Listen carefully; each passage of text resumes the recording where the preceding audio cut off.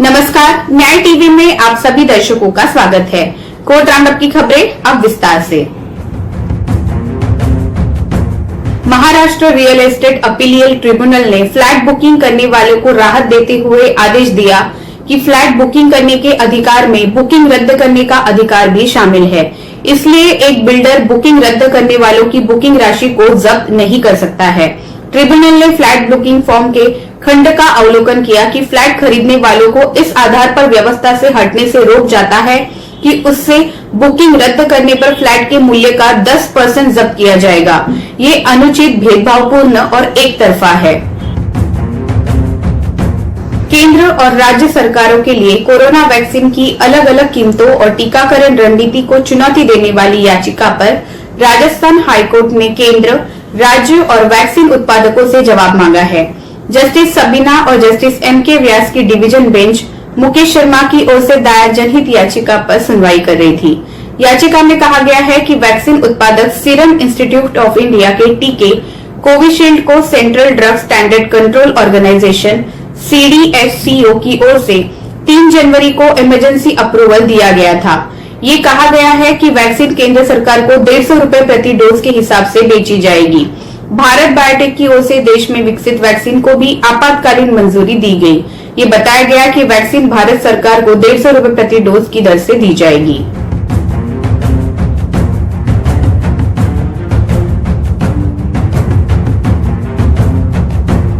पश्चिमी त्रिपुरा के एक मैरिज हॉल में शादी के दौरान लोगों से बदसलूकी करने वाले जिलाधिकारी शैलेश यादव पर गाज गिर गई है। कब में लेके जाइए?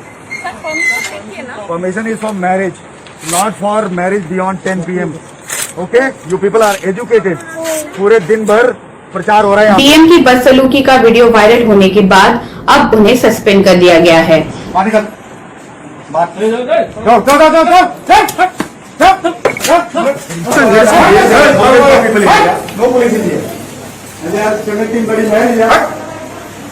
पहले बाहर निकलिए, चलो बाहर निकलो। इस मामले को तूल पकड़ने के बाद मुख्यमंत्री बिप्लब देब ने भी विस्तृत रिपोर्ट मांगी थी और अब उन्हें सस्पेंड कर दिया गया है। चलो बाहर निकलो सभी लोग, बाहर निकलो। बैंड बाजा बाहर। पुलिस कहाँ है?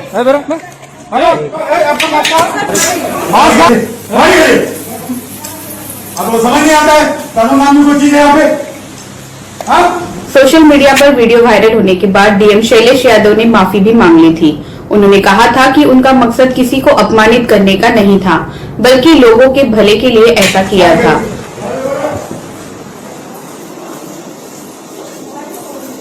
चलो बाहर निकलो, बाहर निकलो।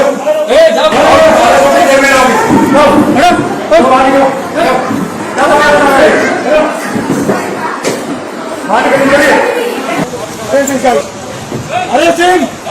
I'm telling you, arrest this guy. No, he will be arrested. We will also be along with it. You people have violated government order willfully. Arrest him! इसको arrest करिए. इसको arrest करो, जेल में डालो. एक काम है तुम्हारा, रुको. रुको इधर आओ, इधर आओ, इधर. Come here. What is your name? What is your name? हाँ? What is your name? जाओ, कैमरा लेके आओ. इसका तो चेहरा दिखना चाहिए घर चला दो. क्या नाम है तुम्हारा बताओ? इसको for obstructing public servant on duty arrested.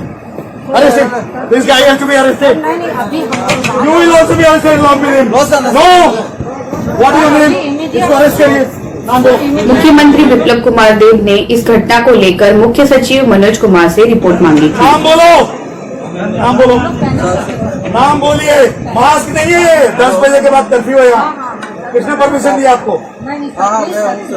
इन लोग अरेस्ट करिए सभी लोगों को. Permission is till 10 PM. Arrest him also. Arrest him also. Arrest this lady also. 144 order carefully. You seem to be an educated man. Don't talk like a bloody villager, uneducated person. Sir, don't talk to me like this. I'm a surgeon. Okay. You catch hold of this guy obstructing public servant on duty. So what? Catch hold of him. कौन है? लाइए. Hey, Saroj. My sister's married. इधर हो. That's why you're violating. You should be arrested for somehow. No. This guy, he is obstructing district magistrate on duty. Arrest him. No, sir. We are not obstructing. Manikya Court and the Gulab Bagan are banned. They will not be allowed to function for next 1 year as marriage halls. All these people who are assembled here, they have violated the order under section 144 Criminal Procedure Code, and they will be prosecuted under 188 of Indian Penal Code. They will all be arrested right now. So how many people? And I will also recommend to the government to suspend OC of the West Agartala Police Station because he has not acted upon repeated complaints of people. And I, as a district magistrate, have to come here. It is very shameful on the part of the police that they have behaved like this. So how many people? Madras high court ने गुरुवार को कहा कि भारत के चुनाव आयोग, राज्य सरकार और राजनीतिक दलों को यह सुनिश्चित करना चाहिए कि मतगणना का दिन कोविड-19 महामारी के लिए सुपर स्प्रेडर घटना न बने। मुख्य न्यायाधीश संजीव बैनर्जी और न्यायमूर्ति सेंथिल कुमार राममूर्ति की खंडपीठ ने 2 मई को मतगणना के लिए दिन कोविड-19 को उचित व्यवहार सुनिश्चित करने के लिए चुनाव आयोग द्वारा उठाए गए कदमों की जांच की। तमिलनाडु के महाधिवक्ता विजय नारायण ने पीठ को बताया कि स्वास्थ्य सचिव और मुख्य निर्वाचन अधिकारी सीईओ ने न्यायालय द्वारा की गई पिछली टिप्पणियों के आलोक में इस मुद्दे पर चर्चा की और मतगणना के दिन कोविड-19 प्रोटोकॉल निर्धारित किया है। एजी ने कहा कि ईवीएम की सफाई, गिनती हॉल, थर्मल स्कैनिंग, मास्क, कोविड-19 निगेटिव रिपोर्ट और उस दिन भीड़ पर नियंत्रण के लिए विस्तृत निर्देश दिए गए हैं।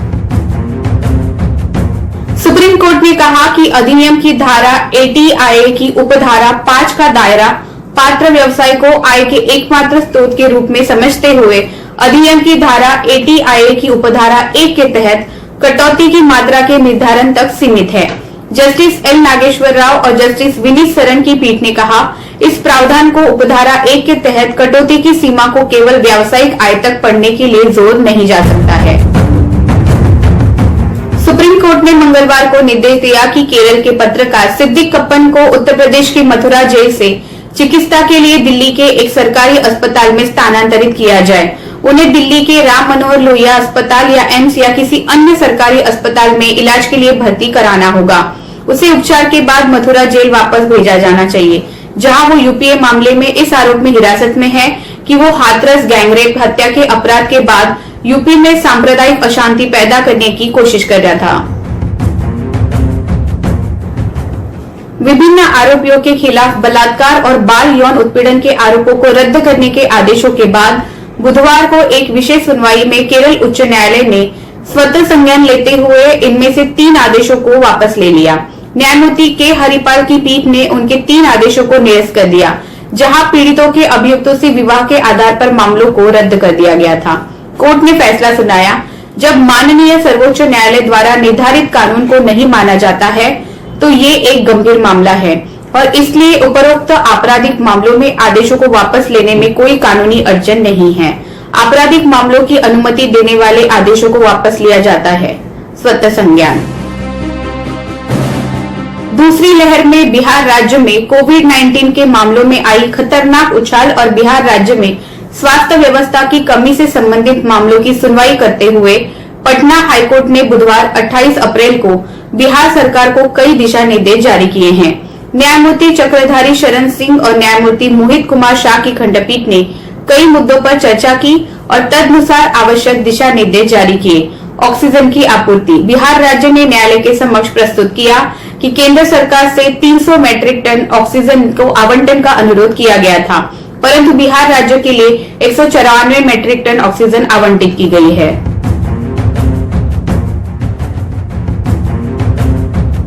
दिल्ली सरकार ने गुरुवार को दिल्ली हाईकोर्ट के समक्ष प्रस्तुत किया कि वर्तमान कोविड-19 संकट से लड़ने के लिए दिल्ली को अन्य राज्यों की तुलना में कम मात्रा में ऑक्सीजन आवंटित किया गया है। न्यायमूर्ति विपिन सांघी और न्यायमूर्ति रेखा पल्ली की खंडपीठ ने दिल्ली सरकार की ओर से पेश वरिष्ठ अधिवक्ता राहुल मेहरा की प्रस्तुतियां दर्ज की और केंद्र से इस पर जवाब देने को कहा है। एसजी तुषार मेहता ने विभिन्न दाखिलों की रिकॉर्डिंग पर आपत्ति जताते हुए कहा कि इन्हें रिकॉर्ड नहीं किया जा सकता क्योंकि इससे दहशत बढ़ेगी। ये प्रस्तुतियां चर्चा को राजनीतिक बना रही है। हालांकि कोर्ट उन्हें रिकॉर्ड करने के लिए आगे बढ़ा और मेहता को एक हलफनामे के माध्यम से बिंदुओं पर जवाब देने के लिए कहा।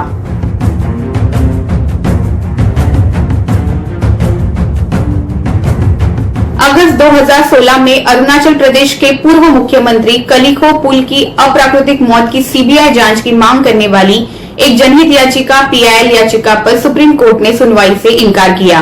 जनहित याचिका सोशल विजिलेंस टीम नामक एक गैर सरकारी संगठन द्वारा दायर की गई थी। न्यायमूर्ति यूयू ललित, न्यायमूर्ति के.एम. जोसेफ और न्यायमूर्ति इंदिरा बनर्जी की एक पीठ ने याचिकाकर्ता को याचिका वापस लेने की अनुमति दी ताकि वो कानून के अनुसार अन्य उपाय ले सके। फिलहाल बस इतना ही। अन्य खबरों के लिए जुड़े रहिए न्याय टीवी के साथ। नमस्कार।